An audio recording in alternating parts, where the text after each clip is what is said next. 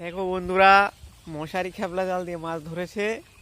হ্যাঁ, খালে জল নেই তো খেপলা জাল নিয়ে আসছে, একদম মশারিতে কাটি বান্ধা।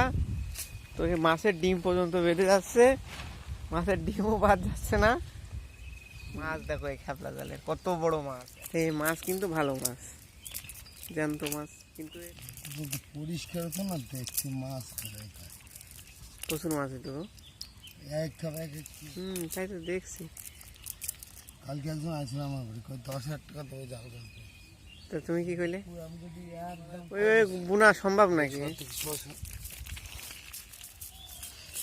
হাত দিয়ে বুনতি পারে? ওটা করছে বন্ধুরা, দেখুন কিরকম একদম মাছগুলো একদম টস টস করে লাফাচ্ছে।